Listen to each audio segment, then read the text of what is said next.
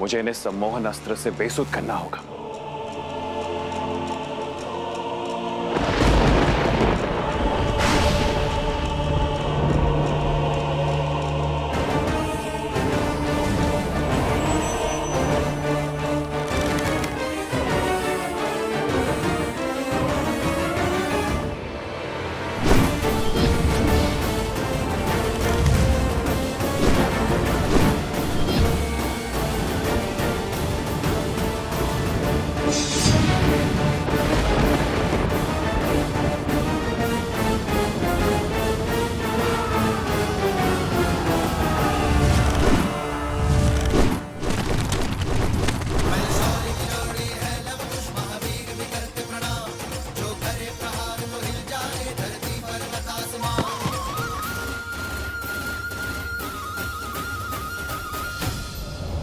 नागस्त्र।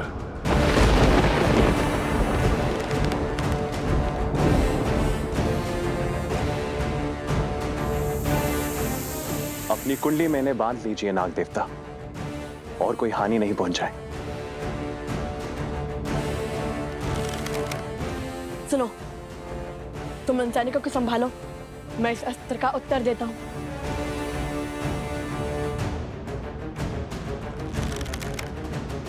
गरुड़ास्त्र। गरुड़देव, हमारी रक्षा कीजिए।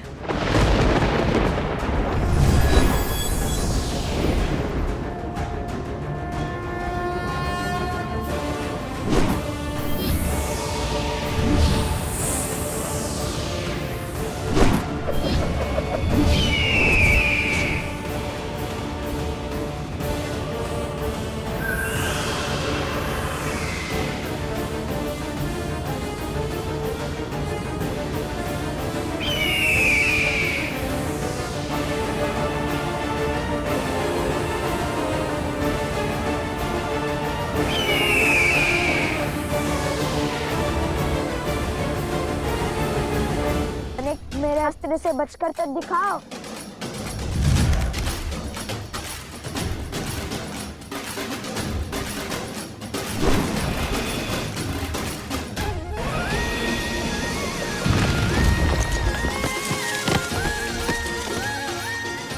अरे संभाल कर, सैनिक आगे तो देखो।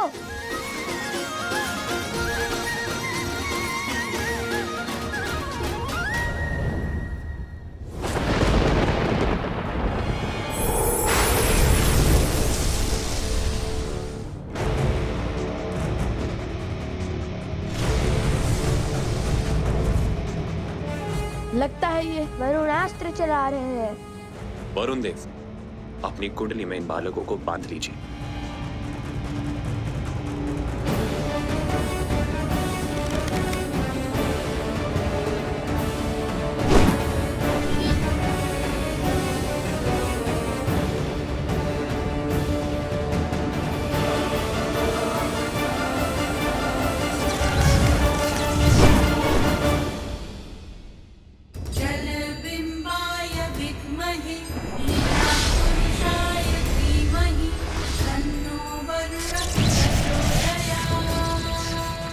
असंभव। वरुण देव इनके पक्ष में क्यों है?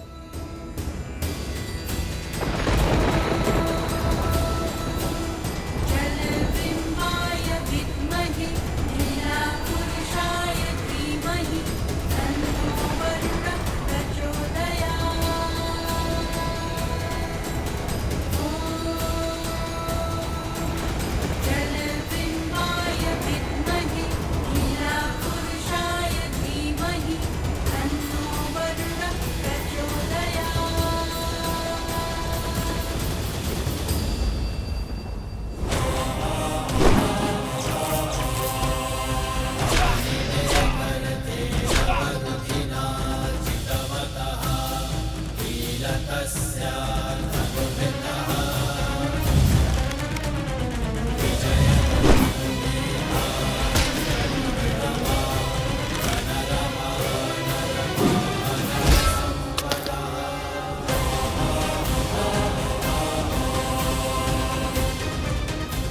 हम बताते हैं कि सम्मोहन अस्त्र का प्रयोग कैसे किया जाता है राजानो शत्रुघ्न जी।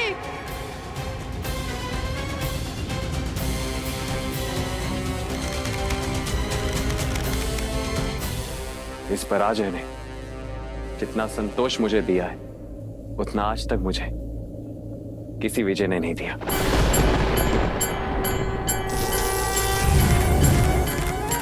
शीघ्र ही मेरी प्रसन्नता का कारण ये संसार जानेगा और मानेगा ये पराजय स्वीकार कर शत्रुघ्न ने कोई द्रोह नहीं किया।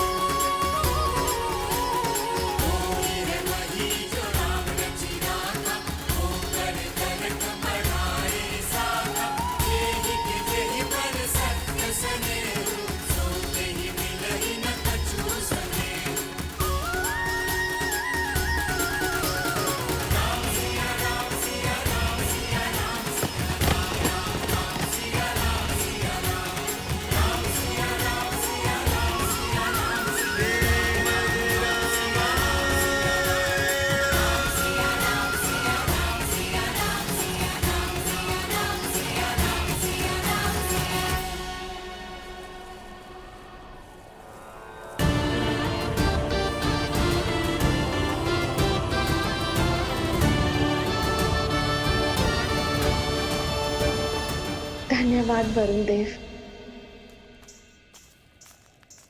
सोमकांत, तुम कहाँ हो? कहीं दिखाई ही नहीं दे रहे। मैं तो कब से आना चाहता हूँ, किंतु ये स्वर्ण कमल है ही इतना भारी कि मैं चल ही नहीं पा रहा।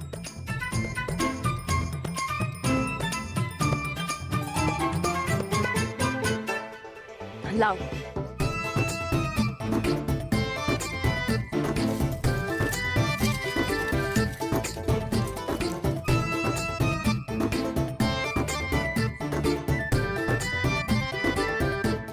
तुम कितने भोले हो सोमकर्ण। स्वयं अदृश्य होने के स्थान पर अश्व को अदृश्य कर दिया होता। किसी अदृश्य अश्व के पीछा कैसे किया जा सकता है? कुश, एक बांस या फिर एक गन्ना ला, उसे इसमें हम लटका देंगे, अन्यथा हम यूं ही अदृश्य होते रहेंगे।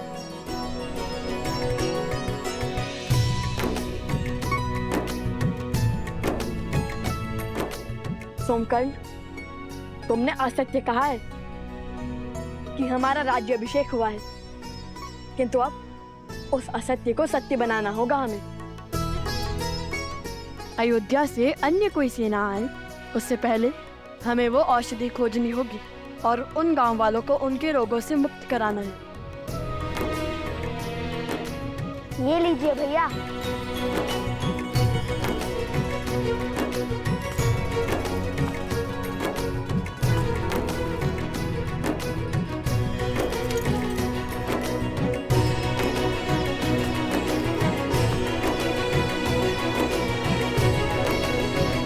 चलो उस पर्वत की ओर चलते हैं। भैया, किंतु औषधि कैसे खोजेंगे? सूर्यास्त होने को है। शीघ्र ही घोर अंधकार छा जाएगा।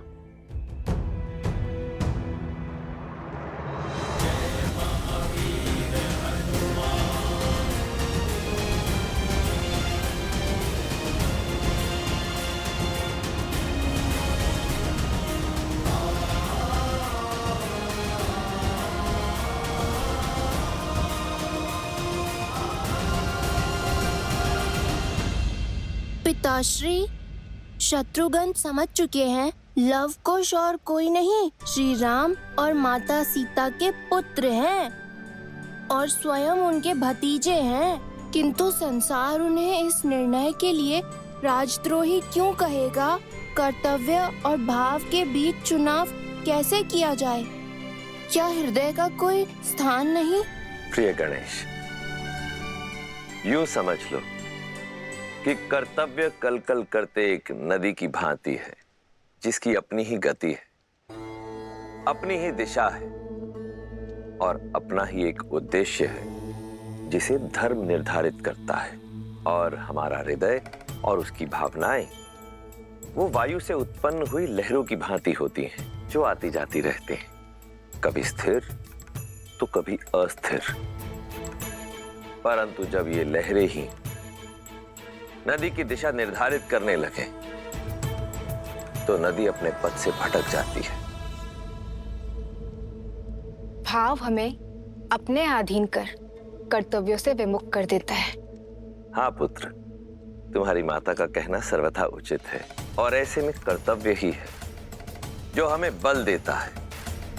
और जब हम कर्तव्य के पथ पर चलते हुए स्वयं को तन मन से संपूर्ण रूप से समर्पित कर देते हैं, तब हमें केवल सत्य के समक्ष ही नतमस्तक होने की आवश्यकता पड़ती है, क्योंकि सत्य ही धर्म है और धर्म ही है जो हमें ईश्वर से जोड़ने की शक्ति रखता है।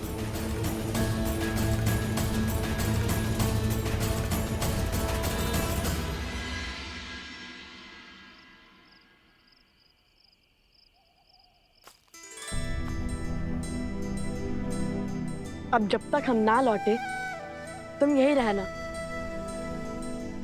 हम एक और वचन निभा कर आते हैं। उन गांव वालों की रक्षा के लिए पर्वत से औषधि लाती है।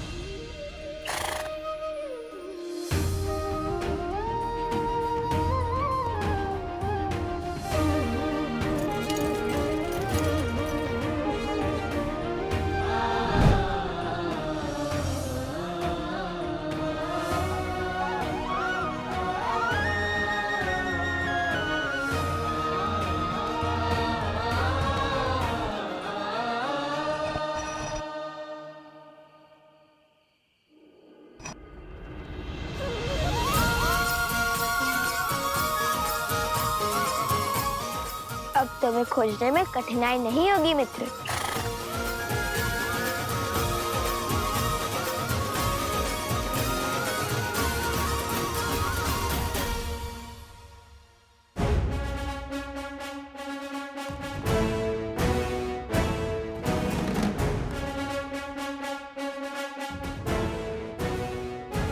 भैया, गांव की रक्षा के लिए हरित ऋषि पहुंच गए होंगे और हमारी प्रतीक्षा कर रहे होंगे। किंतु यदि ऊपर अनेक वनस्पति हुई तो हम उनमें से एक जड़ी बूटी कैसे पहचानेंगे? मैं भी तो वही सोच रहा हूँ। जब हनुमान जी संजीवनी लेने गए थे तब वैद्य सुषेण जी ने उन्हें क्या कहकर भेजा था? यही कि संजीवनी बूटी चमकती है। कि बूटी चमकती है, जैसे अधर्म के अंधकार में धर्म का प्रकाश चमकता है।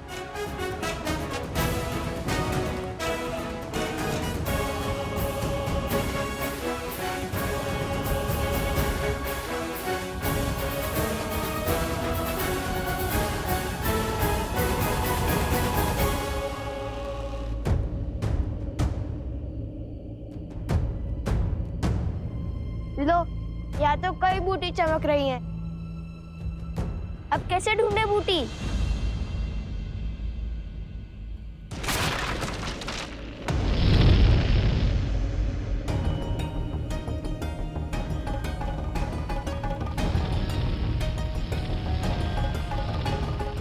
इससे पहले कि समय हाथ से फिसल जाए, मुझे स्वयं जाकर वो दुर्लभ जड़ी बूटी लानी होगी, क्योंकि लवकुश को आने में समय लग रहा है। उन्हें तो ज्ञात ही नहीं होगा कि वो बूटी कौन सी है। हम आपके साथ चलते हैं ऋषि हरित। आपको जाने की कोई आवश्यकता नहीं है ऋषिवर।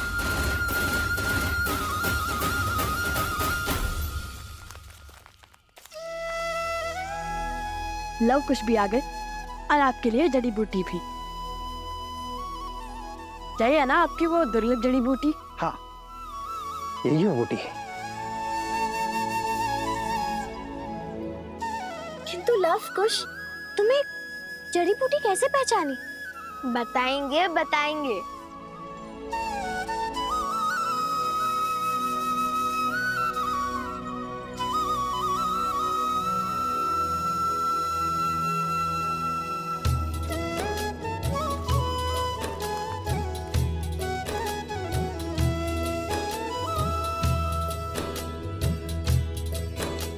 सहस्त्राक्षम शतधार वृषिम पावनम कृतम तेना सहस्त्रधारेण पवमानः पुनातु माम। सहस्त्राक्षम शतधार वृषिम पावनम कृतम तेना सहस्त्रधारेण पवमानः पुनातु माम।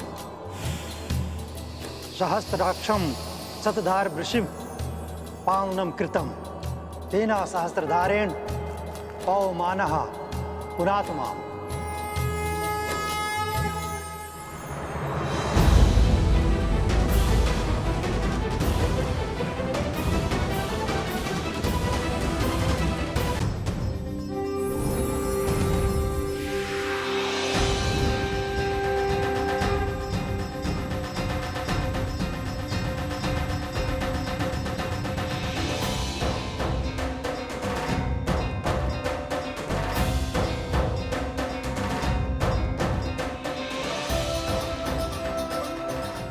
मैं निरोगी हो गया, मेरा रोग भी ठीक हो गया, हम सब स्वस्थ हो गए।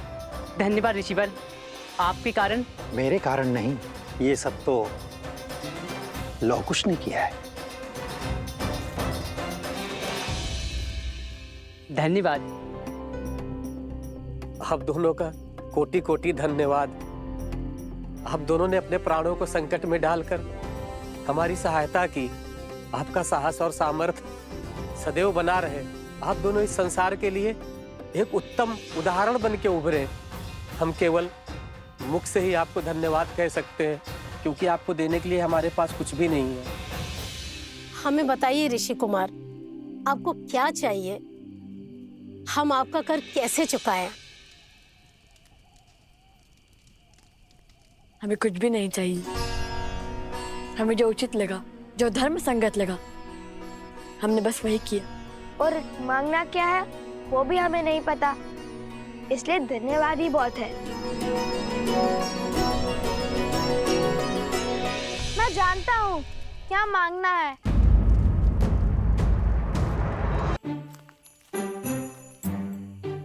अभी कुछ समय पहले मैं एक मिथ्या कहकर आया हूँ, उसे सत्य करने का समय अब आ गया है।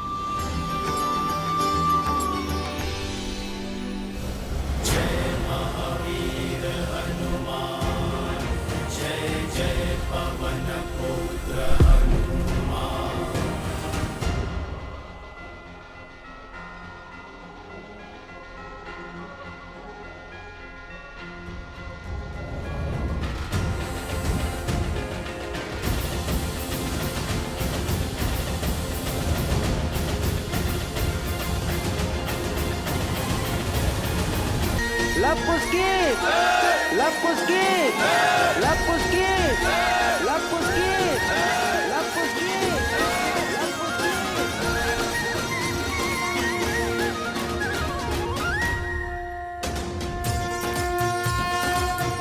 की। ये टीका आपके इस गांव पर आधिपत्य का संकेत है। आज से आप दोनों इनके नायक, इनके राजा हुए।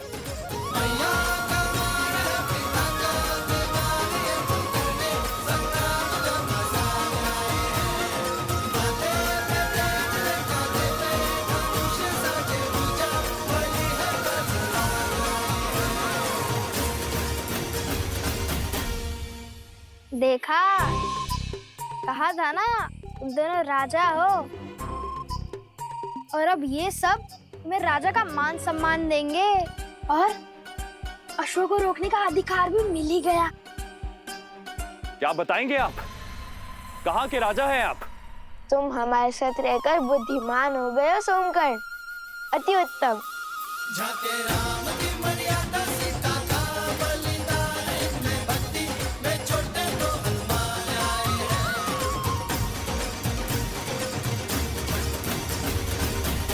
ऋषिवर, क्या आप हमें माता सीता के बारे में जानकारी दे सकते हैं? उनकी कथा, उनकी गाथा क्यों संसार से छुपी है?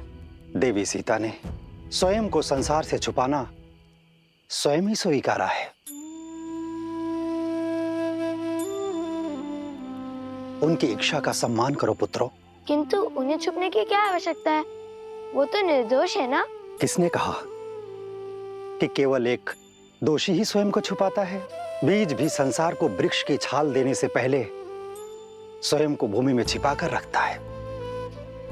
देवी सीता का अज्ञातवास भी एक आवरण है। समय आने पर उनके सत्य की छाया पूरे संसार को आशीष देगी। तो यदि हम उन्हें खोजना चाहे तो हमें कोई संकेत मिलेगा? तो कदाचित इस बार बीज को अंकुरित होने में सहायता की आवश्यकता है। देवी सीता, विधि का विधान है बच्चों, और विधान में जब जहां जिसकी आवश्यकता होती है उसके वहां पहुंचने के संकेत और मार्ग स्वयं ही बन जाते हैं।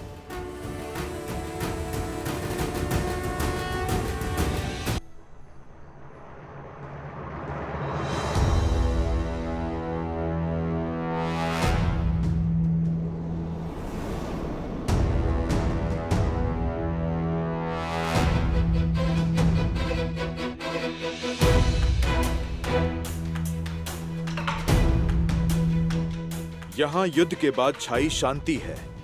ना पशु है और ना ही पक्षी। सब भयभीत होकर छिप गए हैं, अर्थात युद्ध निकट ही घटा है।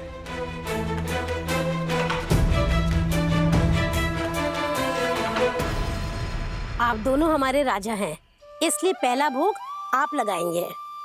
नहीं, राजा स्वामी नहीं, सेवक होता है जो प्रजा से पहले अपना पेट भर ले।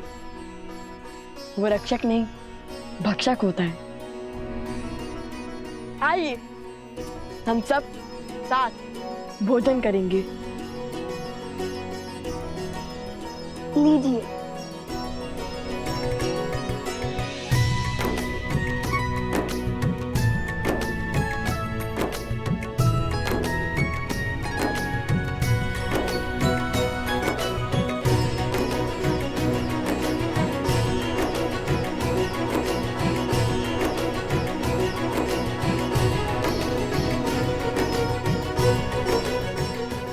आहा, आनंद आ गया। बड़ा परिश्रम किया है ना सुबह से। अच्छा आप बताओ, तुम दोनों ने उस बूटी को पहचाना कैसे? इतनी बूटियों के बीच में तुमने इस एक बूटी को कैसे खोजा? जब मन में धर्म की धुन लिए कोई सुकर्म करने निकलो तो स्वयं प्रकृति भी आपकी सहायता करती है। और फिर रामायण की कथा है ना हमारी सहायता के लिए। हमें पता था ऐसी चमत्कारी बूटी चमकती ही होगी। वो हुआ ये भैया कि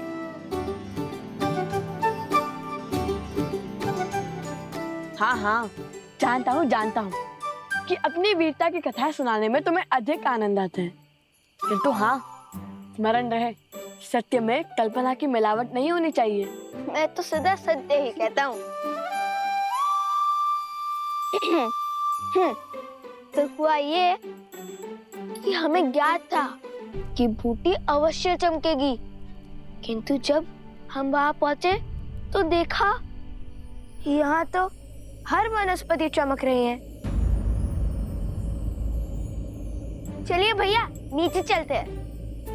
इतनी शीघ्र हार मान गए तुम?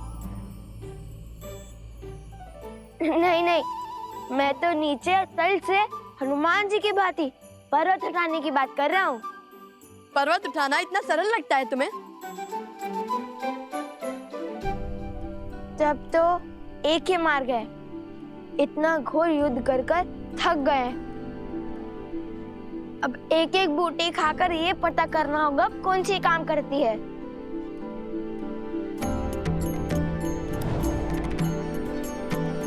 और यदि कोई भी बूटी विषैली निकली तो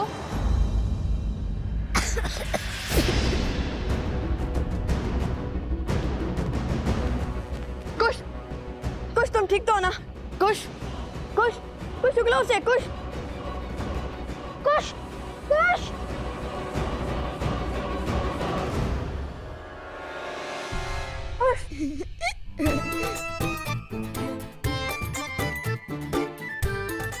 अब डर गए ना? मुझे तो कुछ नहीं हुआ। कभी तो गंभीर हो जाया करो कुश।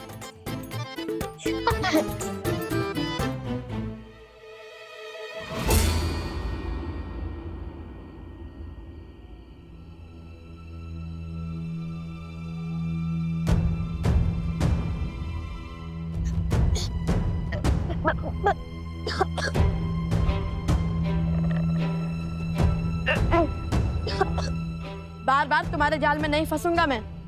अभिनय का कोई लाभ नहीं है।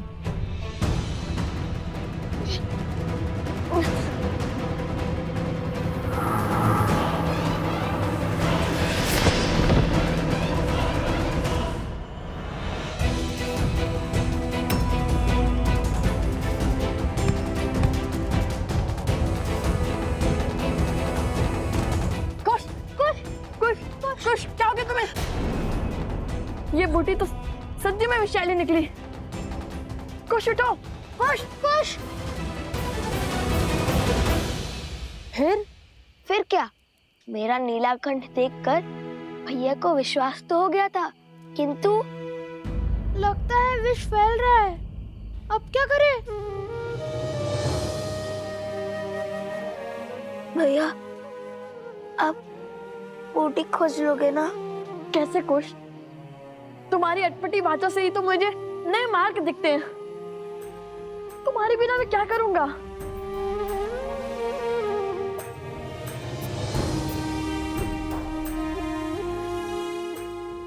ये बूटी विषैली है, ये तो पता चल गया ना।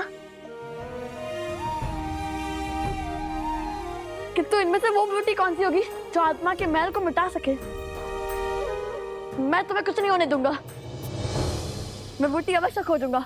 सोम, तुम कुछ के साथ रहो, मैं बूटी लेकर आता हूँ।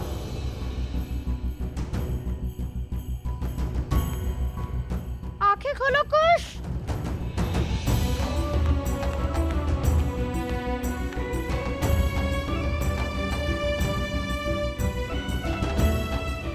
मलिनता को कौन मिटा सकता है?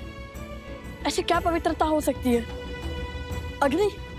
नहीं नहीं नहीं, गंगा? किंतु वो तो यहाँ से कोसों दूर है। हे प्रभु, सहायता कीजिए हमारी।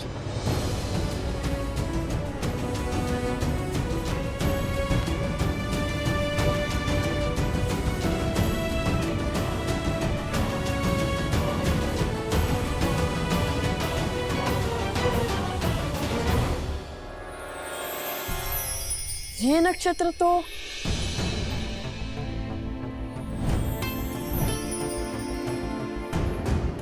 पुष्य नक्षत्र है। पवित्रता का चिन्ह। और पुष्य नक्षत्र के स्वामी तो स्वयं बृहस्पति देव हैं। हे बृहस्पति देव,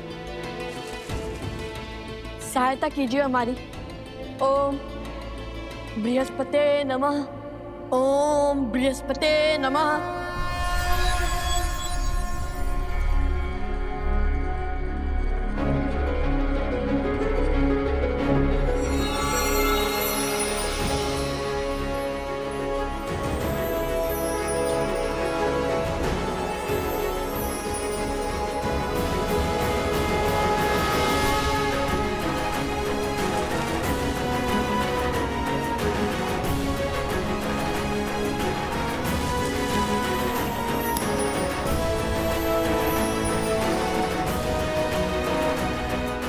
ओम बृहस्पते नमः।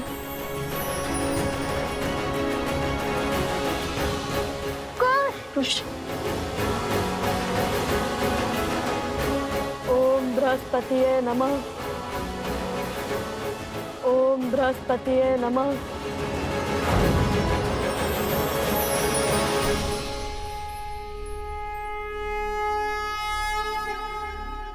कुश, तुम ठीक तो हो ना?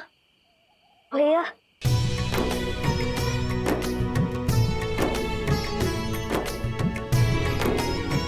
कुश, मेरे भाई,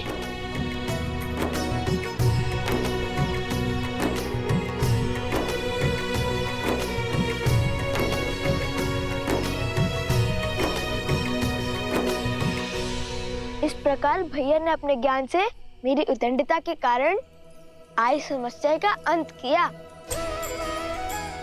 किंतु सदैव की भांति कुश की उद्दंडता के कारण ही हमें इतनी शीघ्र इस विपदा का हल मिल गया। अवश्य, हनुमान जी से कम नहीं हो तुम दोनों भाई।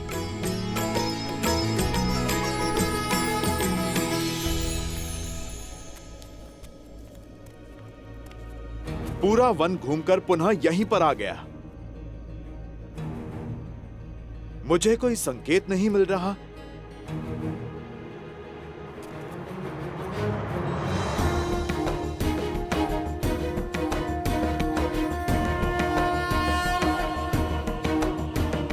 यहां पर स्वास्तिक किसने बनाया?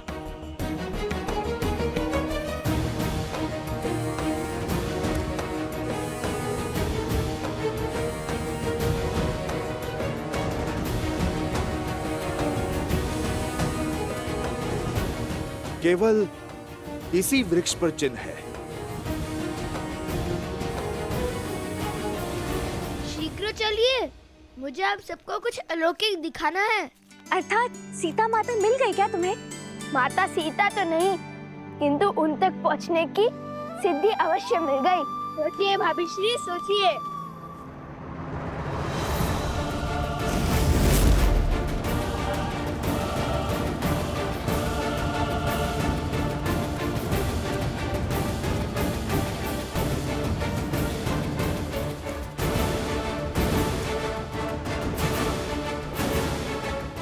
अरे अब शीघ्र चलो, हमें उस वृक्ष तक पहुंचना होगा, अन्यथा तुम्हारी सिद्धि कोई और ले जाएगा।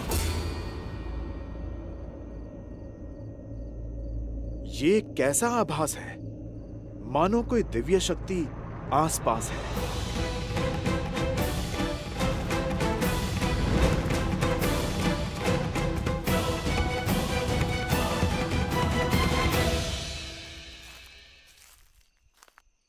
हनुमान जी!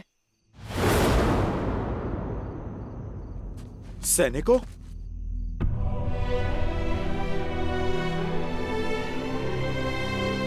ये किसने किया?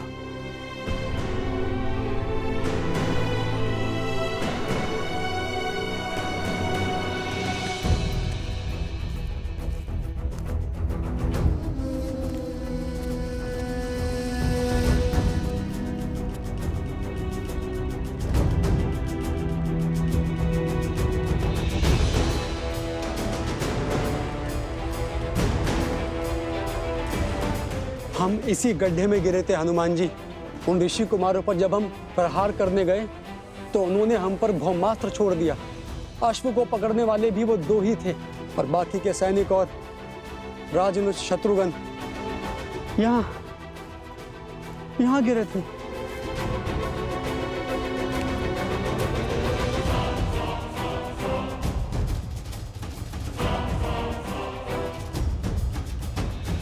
हम उन्हें बचा नहीं पाए, मैं गड्ढे में ही रह गया। उनके समक्ष लड़ने का साहस नहीं जुटा पाया।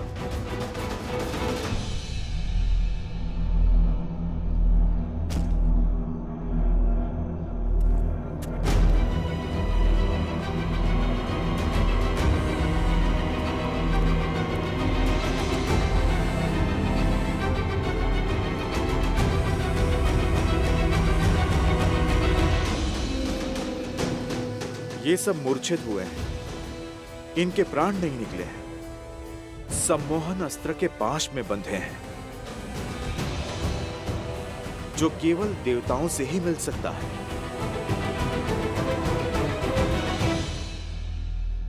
पर शत्रुघ्न भैया कहाँ हैं? हम उन्हीं को खोज रहे थे हनुमान जी, तब तक आप हमें दिख गए। लगता है इन बालकों के पास दैवीय शक्तियां हैं। अवश्य ही ये वही ऋषि कुमार हैं जो अयोध्या आए थे। वो एक दूसरे को लवकुश कहकर पुकार रहे थे। लवकुश? इतने बड़े राम भक्त अपने ही प्रभु का अश्व क्यों रोकेंगे? तुम इन्हें अयोध्या ले जाओ। शत्रुघ्न भैया को मैं खोजता हूं। महाराज को सारी सूचना विस्तार से देना।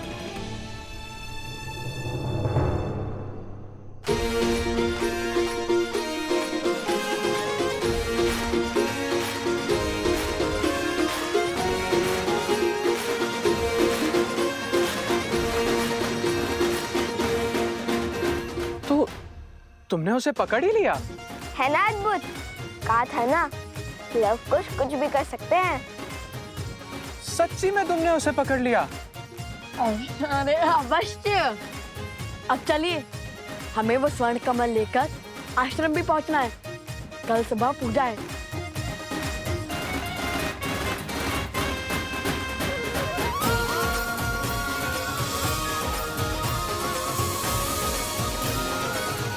प्रभु, अद्भुत शक्ति के साथ लड़ रहे थे वो दोनों ऋषि कुमार। दिव्य अस्त्र थे उनके पास और एक दूसरे को वो लवकुश कहकर पुकार रहे थे।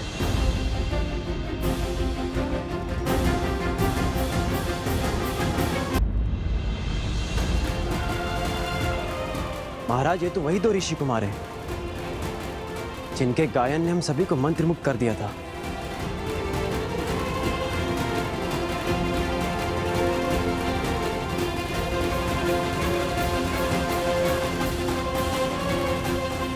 उनकी गायन की भांति उनका युद्ध कौशल भी बहुत अद्भुत था। जैसे युद्ध नहीं कोई खेल हो, और चिंता का तो कोई भाव ही नहीं था उनमें। अक्षम्य है ये, हमारे वीर योद्धाओं का अपमान है। दो बालक जो युद्ध को मनोरंजन समझते हैं, हमारी सेना को परास्त करके चले गए।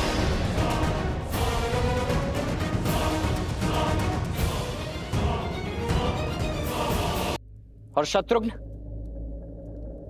कहाँ है?